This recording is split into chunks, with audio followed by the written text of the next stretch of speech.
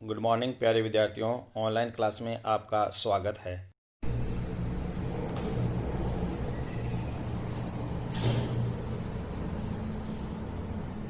प्यारे विद्यार्थियों, आज हम पढ़ेंगे भारत में शासन और शासन के लिए सबसे पहला जो है वो हम पढ़ेंगे संसद के बारे में कि भाई हमारे यहाँ पर जो संसद है वो किस प्रकार से कार्य करती है, उसका गठन किस प्रकार से किया जाता है। तो सबसे पहले बात आती है कि किसी भी लोकतांत्रिक शासन में सरकार के 3 अंग होते हैं। सबसे पहला कार्यपालिका, दूसरा सबसे पहले आपके व्यवस्थापिका, कार्यपालिका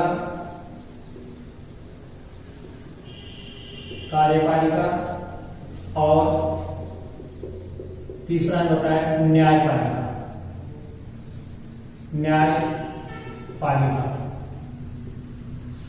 ये सरकार के 3 अंग होते हैं, व्यवस्थापिका, कार्यपालिका और न्यायपालिका।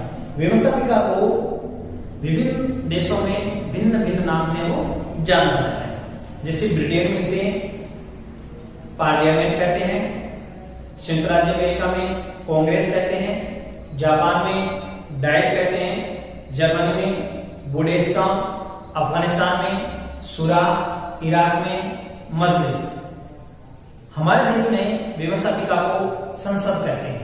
क्या कहा जाता है? संसद, जिसका गठन संविधान के अनुच्छेद 79 के अंतर्गत किया गया है। और इसमें यह व्यवस्था की गई है कि भारतीय संघ के लिए एक संसद होगी जो राष्ट्रपति और दोनों सदनों से मिलकर बनेगी। यानी अनुच्छेद 79 में ये व्यवस्था की गई है कि भारतीय संघ के लिए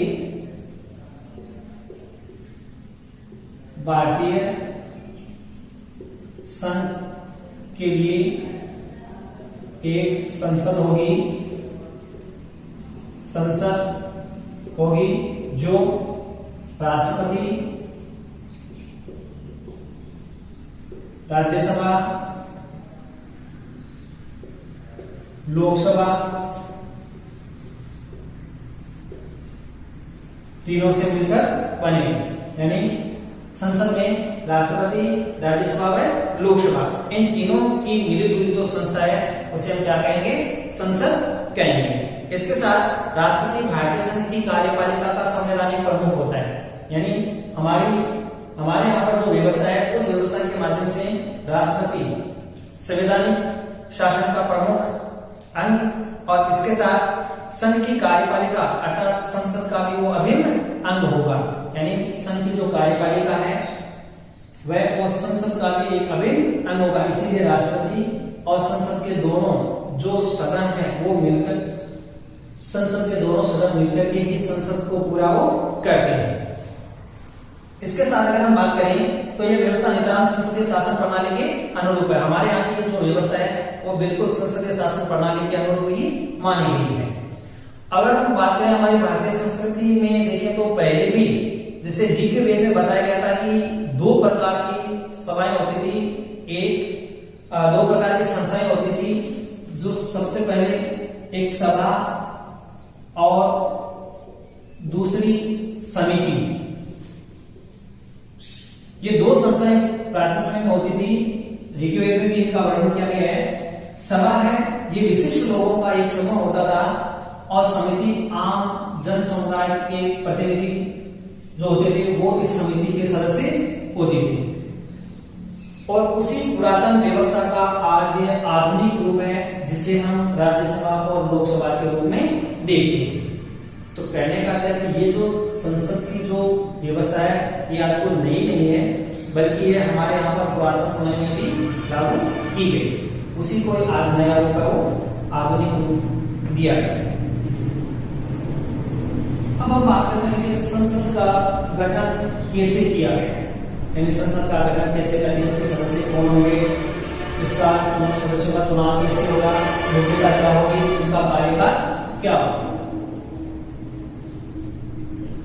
संसद का गठन, तो संसद के गठन की अगर हम बात करें तो सबसे पहले मैं आपको बता चुका हूं, जैसा कि हम पढ़कर संविधान के अनुच्छेद 79 में ये व्यवस्था की गई है कि भारतीय संघ के लिए एक संसद होगी और इसके साथ साथ राष्ट्रपति के अलावा संसद के दोनों सदन होंगे, जो एक राज्यसभा और दूसरा लोकसभा।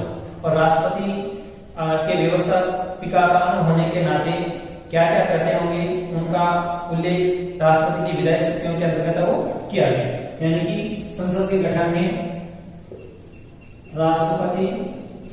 राष्ट्रपति के साथ संसद के दोनों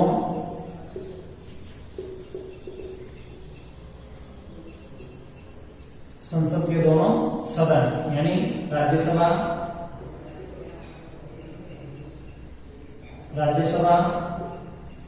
और लोकसभा ये मिलकर और संसद का गठन करते हैं। ऐसे संविधान की व्यवस्था की गई है। दूसरा यह है संसद सदस्यों की योग्यताएं।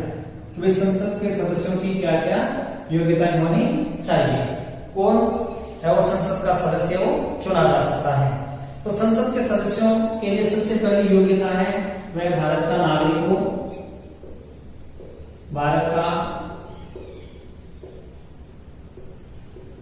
हो। दूसरा, राज्य सभा के लिए 35 वर्ष की आयु तथा लोकसभा के लिए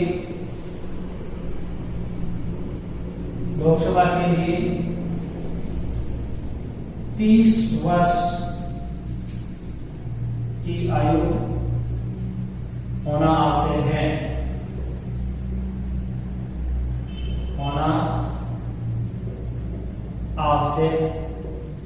यानी यदि वो राज्यसभा के सदस्य के लिए उनका निर्वाचन होता है तो उनकी आयु 35 वर्ष से अधिक या वो 35 वर्ष की आयु पूरी कर चुका हो और लोकसभा के लिए 30 वर्ष की आयु का होना आवश्यक है। तीसरा, कि वे किसी भी न्यायालय के द्वारा पागल या दिवालिया घोषित न किया गया हो।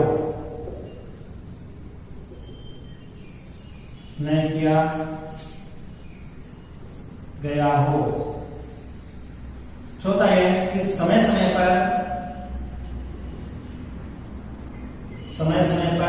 संसद के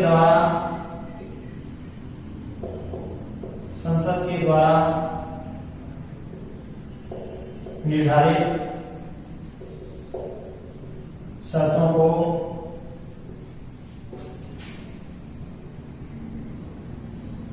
पूरी करता हो।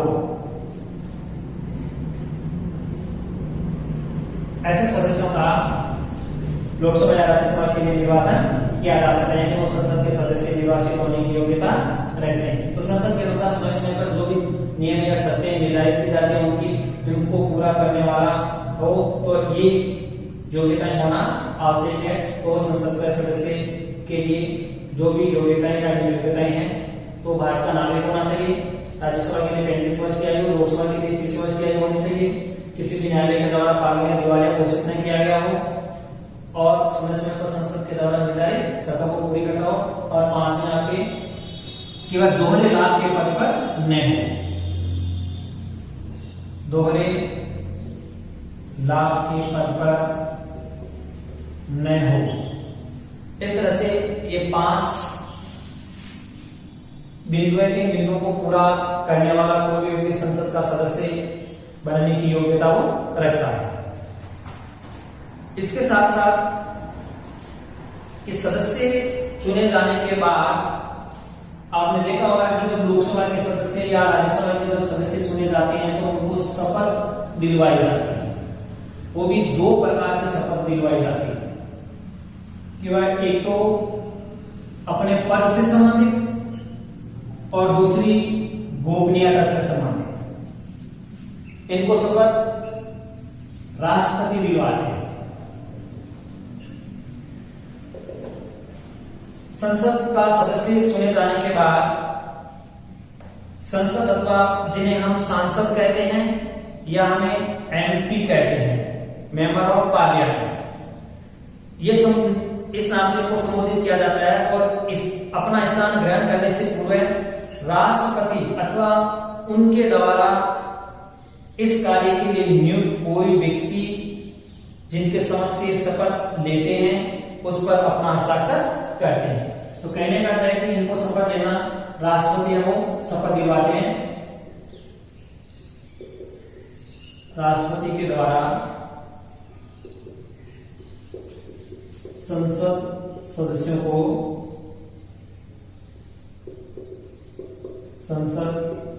को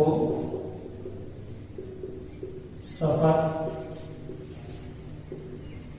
दिलाई जाती है। राष्ट्रपति के द्वारा संसद सदस्यों को शपथ दिलाई जाती है। संसद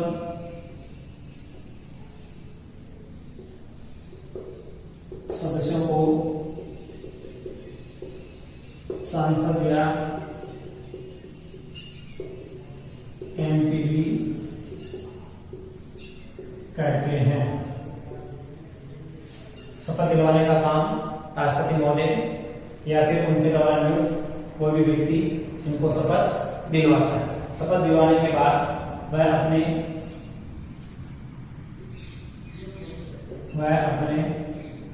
हस्ताक्षर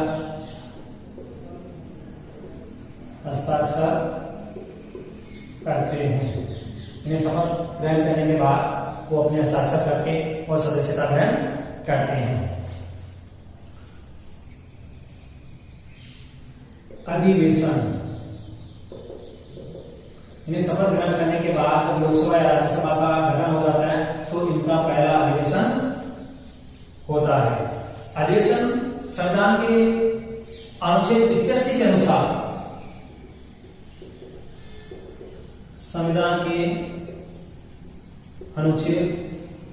85 के अनुसार राष्ट्रपति समय समय पर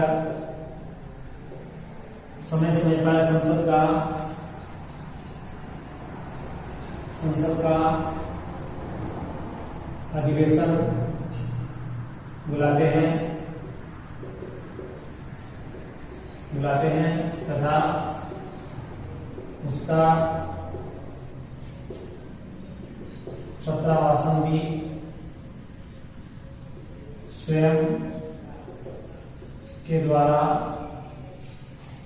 किया जाता है। अनुच्छेद 85 के अनुसार राष्ट्रपति संसद का सत्र बुलाते हैं। इसके साथ साथ इनकी प्रथम बैठक के लिए नियमित तारीख के बीच में प्रथम बैठक की नियत तारीख से दूसरी बैठक के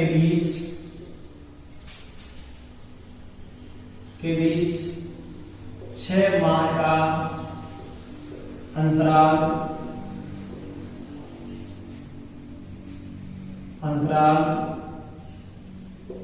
होना आवश्यक है।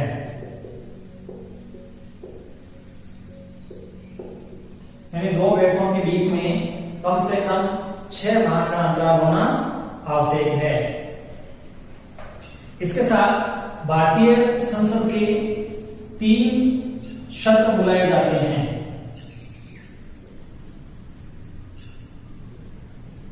भारतीय संसद के 3 सत्र बुलाए जाते हैं, यानी वर्ष में लगभग 3 सत्र बुलाए जाते हैं। सबसे पहला आपके आता है बजट सत्र। बजट सत्र, दूसरा आपके मानसून सत्र,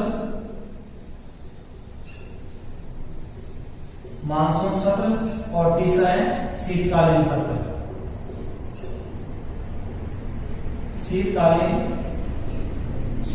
इस तरह से हमारे यहाँ संसद के 3 सत्र रहते हैं वर्ष में। पहला बजट सत्र है, दूसरा मानसून सत्र और तीसरा शीतकालीन सत्र। ये जो भी सत्र बुलाए जाते हैं या जब संसद का अधिवेशन होता है तो उस अधिवेशन में कितनी सदस्य संख्या होनी चाहिए कि किसी भी प्रकार का जो प्रस्ताव है वो पारित किया जा सकता है या सत्र को बुलाया जा सकता है। जब सत्र बुलाते हैं तो संसद की संख्या का एक कोरम होता है जिसे हम गणपूर्ति कहते हैं। यदि वह कोरम पूरा नहीं होता है तो संसद का सत्र नहीं बुलाया जा सकता। गणपूर्ति या कोरम,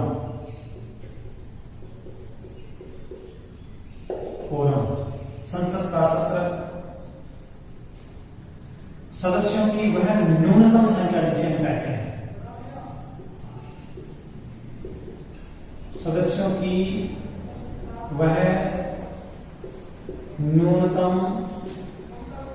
संख्या जिसके लिए संसद की वह न्यूनतम संख्या जो सदन को चलाने के लिए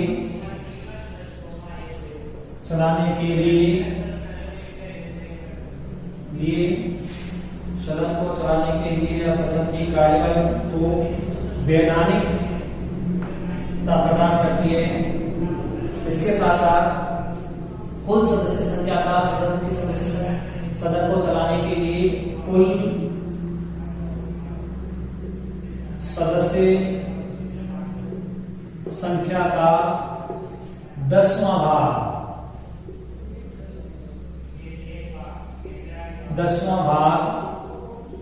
होना आवश्यक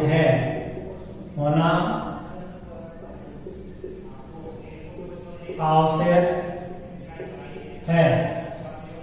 यानी जैसे लोकसभा में 550 सदस्य अधिकतम होते हैं तो उसका 10वां भाग 55 सदस्यों का होना आवश्यक है। 55 सदस्य।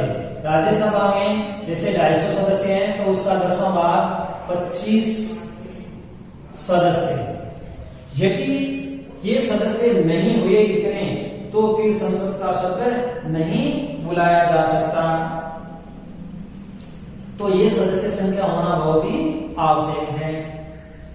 जब संसद का सत्र बुलाया जाता है तो उसमें कौन सी भाषा का या कौन सी भाषा काम में ली जाती है इसका उल्लेख भी संविधान के अंतर्गत किया गया है। संसद की भाषा यानी संसद का सत्र बुलाने के लिए संविधान के अनुसार संसद का कार्य संचालन के लिए ये स्पष्ट रूप से लिखा गया है कि हिंदी और अंग्रेजी दोनों ही भाषाओं में संसद का कार्य किया जा सकता है। हिंदी व अंग्रेजी दोनों में ही अंग्रेजी भाषा में संसद का कार्य किया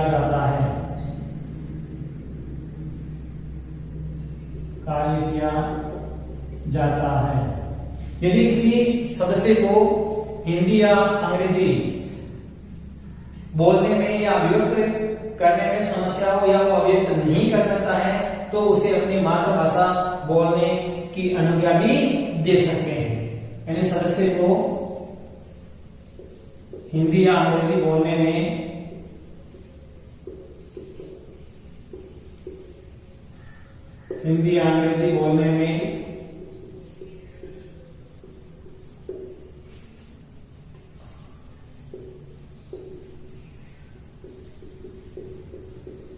हो तो उसे मातृभाषा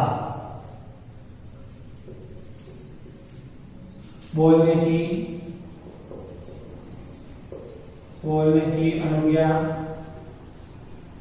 पीठासीन अधिकारी देते हैं, अनुज्ञा दे सकते हैं। इस तरह से संसद में हिंदी और अंग्रेजी भाषा में संसद का कार्य किया जाता है। यदि सदस्य को हिंदी अंग्रेजी बोलने में आपत्ति हो या असुविधा हो तो पीठासीन अधिकारी उनको मातृभाषा बोलने की अनुज्ञा दे सकते हैं। अब आता है संसद में मंत्रियों के अलावा और कौन कौन भाग ले सकते हैं। तो संसद में मंत्रियों के अलावा देखिए, संसद में मंत्रियों के अलावा महान्यायवादी, न्यायवादी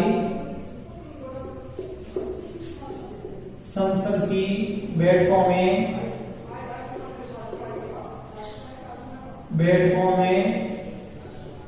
भाग ले सकते हैं, भाग ले सकते हैं। मंत्रियों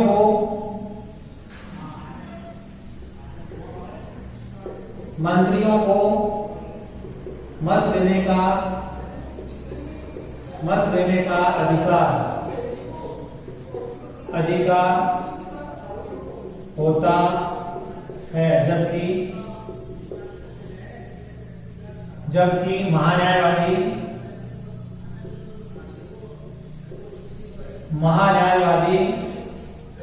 मत नहीं दे सकते हैं, यानी वो किसी भी विषय के पक्ष और विपक्ष में किसी भी प्रकार का मतदान नहीं कर सकते हैं। जबकि मंत्री संसद के सदस्य होते हैं, निर्वाचित होते हैं, इसीलिए उनको किसी भी प्रस्ताव के पक्ष या विपक्ष में अपना मत देने का पूरा अधिकार होता है। तो ये आपके संसद का गठन है। संसद का गठन कैसे किया जाता है, ठीक है ना। अब हम बात करते हैं लोकसभा की, क्योंकि राज्यसभा का मैं आपको पहले ही वीडियो बनाकर भेज चुका हूं। अब हम बात करेंगे लोकसभा का गठन कैसे किया जाता है। तो लोकसभा, क्योंकि संसद के ये दो सदन है, राज्यसभा और लोकसभा। तो लोकसभा निम्न सदन है, प्रतिनिधि सदन है, लोकप्रिय सदन के नाम से भी जाना जाता है। ये निम्न सदन, प्रतिनिधि सदन या लोकप्रिय सदन,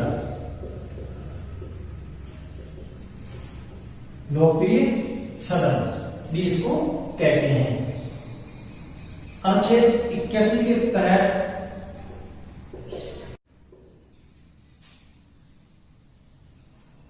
81 के तहत लोकसभा का गठन किया जाता है।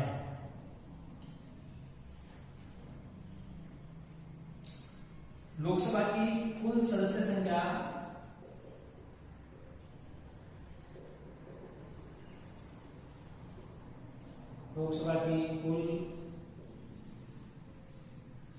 संख्या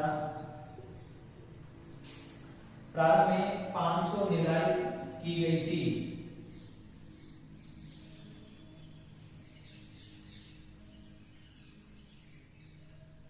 प्रारंभ में 500 सदस्य संख्या निर्धारित की गई थी।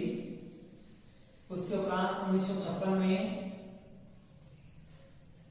राज्यों के पुनर्गठन के पश्चात 1956 में राज्यों के पुनर्गठन के बाद 520 निर्धारित कर दी गई। 520 निर्धारित की गई।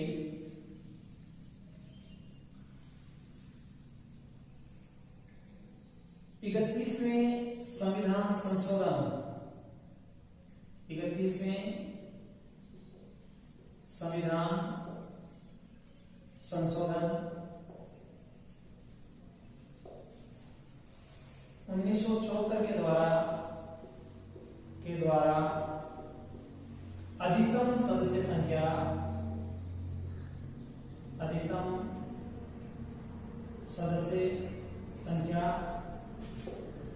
552 निर्धारित की गई। यानी कि अभी हम बात करें तो अधिकतम जो सदस्य संख्या है वो 552 हो सकती है। इसके साथ साथ जिनमें से ये जो 552 सदस्य संख्या है, इन सदस्य में कितने सदस्यों का चुनाव प्रत्यक्ष रूप से होता है, कितने सदस्य राष्ट्रपति मनोनीत कर सकते हैं। तो 552 सदस्यों में से 530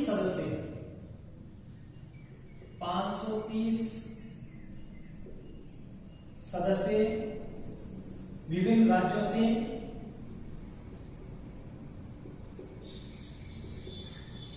विभिन्न राज्यों से 20 सदस्य संघ शासित क्षेत्रों से एवं दो सदस्य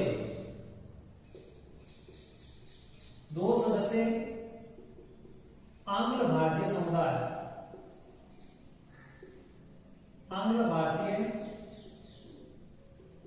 समुदाय के, जिन्हें राष्ट्रपति मनोनीत करते हैं, समुदाय के जिन्हें राष्ट्रपति मनोनीत करते हैं, मनोनीत करते हैं। लेकिन वर्तमान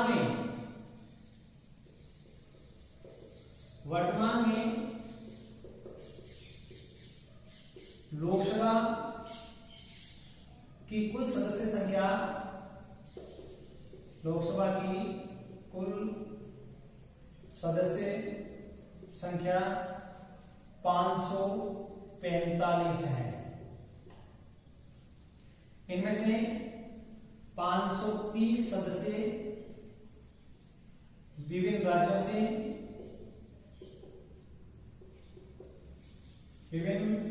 से निर्वाचित होते हैं।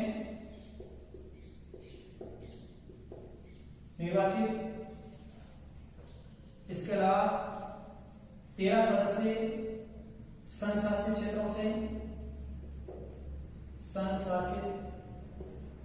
क्षेत्रों से एवं 2 सदस्य आंग्ल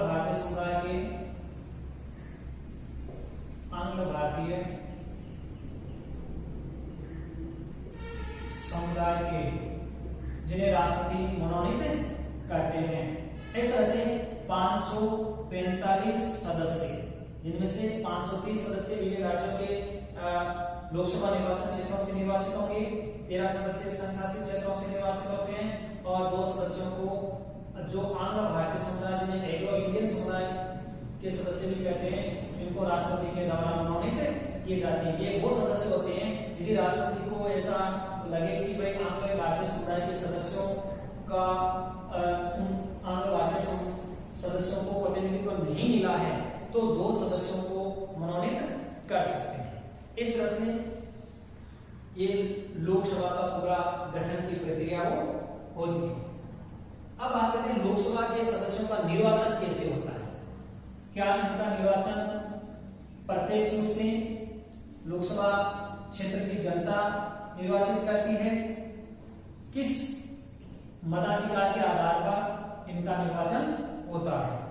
तो लोकसभा के सदस्यों का निर्वाचन, लोकसभा के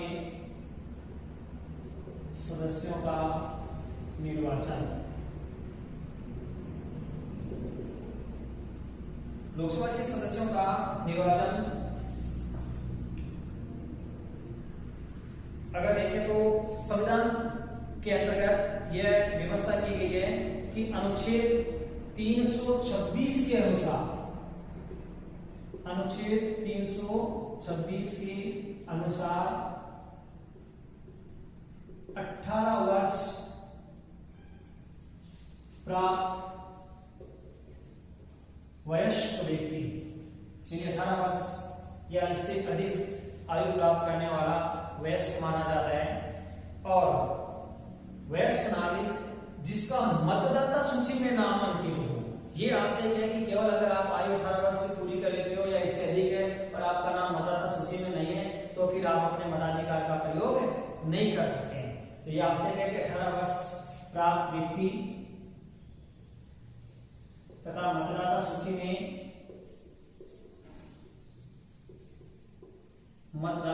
में नाम अंकित हो, वह व्यक्ति प्रत्यक्ष अपना मत देकर लोकसभा के सदस्यों का निर्वाचन कर सकता है। इस रूप में मतदान के द्वारा लोकसभा के सदस्यों का निर्वाचन करते हैं। विभिन्न राजनीतिक दल प्रत्येक लोकसभा क्षेत्र से अपने प्रत्याशी खड़ा कर सकते हैं और भारत साथ ही निर्दलीय प्रत्याशी भी चुनाव में उम्मीदवार हो सकते हैं। भारत के निर्वाचन आयोग द्वारा निर्धारित तिथि को उस लोकसभा क्षेत्र में पंजीकृत मतदाता अपने मत का प्रयोग करते हैं तथा जिस प्रत्याशी को सबसे अधिक मत प्राप्त होते हैं वही निर्वाचित घोषित माना जाता है।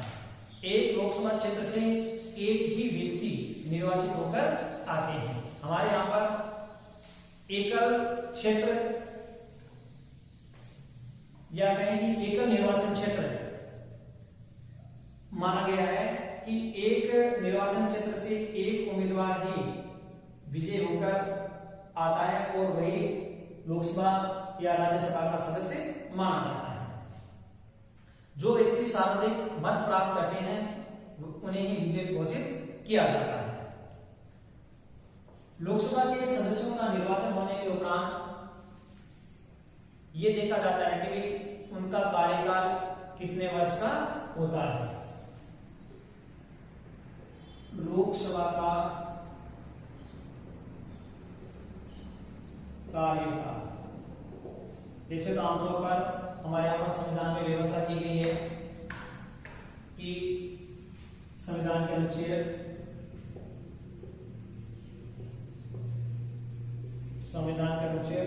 83 में ये व्यवस्था की गई है कि लोकसभा का कार्यकाल 83 में लोकसभा का कार्यकाल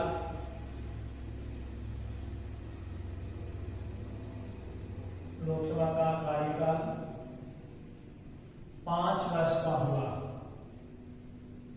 5 वर्ष का होगा। लेकिन राष्ट्रपति समय से पूर्व भी लोकसभा को भंग कर सकते हैं। राष्ट्रपति समय से पूर्व भी लोकसभा को भंग कर सकते हैं।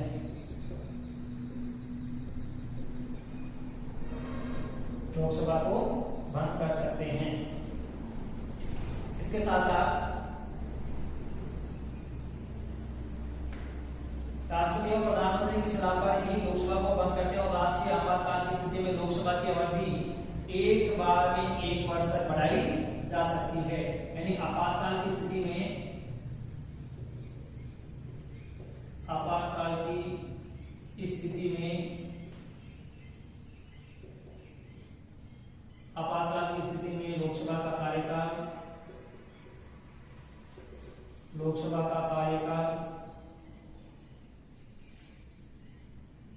लोकसभा का कार्यकाल 1 वर्ष के लिए बढ़ाया जा सकता है।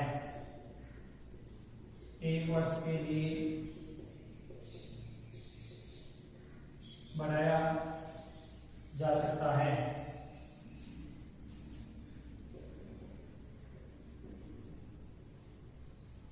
एक बार में 1 वर्ष के लिए लोकसभा का कार्यकाल बढ़ाया जा सकता है। अब लोकसभा के पदाधिकारी, जैसे आपने राज्यसभा के बारे में पढ़ा था, राज्यसभा में भी 2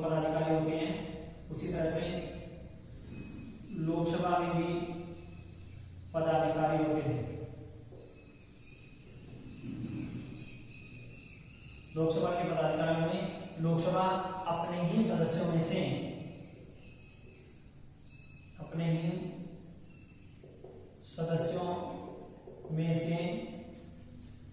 एक अध्यक्ष व एक उपाध्यक्ष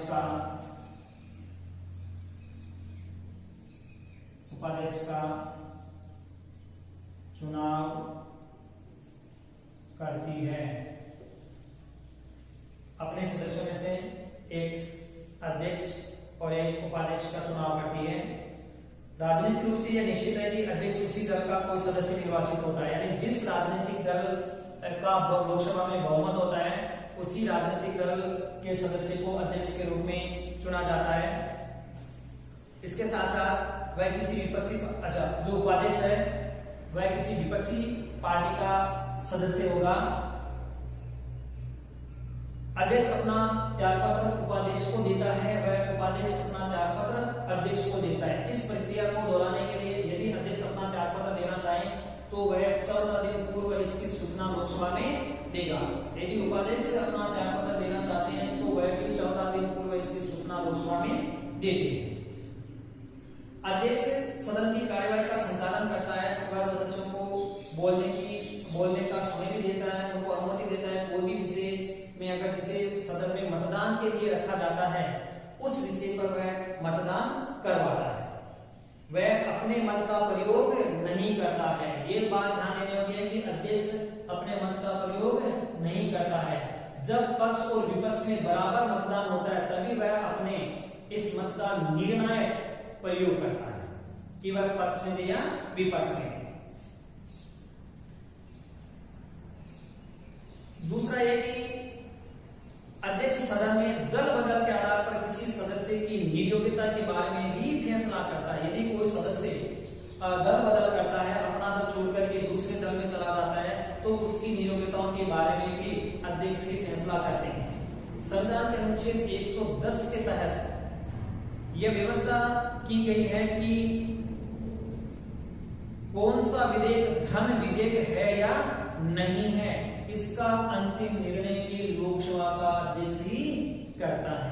यानी धन विधेयक के बारे में निर्णय का अधिकार लोकसभा अध्यक्ष को ही दिया गया है।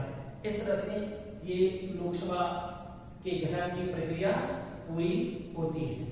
तो राज्यसभा के गठन की प्रक्रिया मैं आपको पहले ही वीडियो में बता चुका हूं और ये लोकसभा की गठन की प्रक्रिया है। इसमें दो बड़े प्रश्न बन जाते हैं।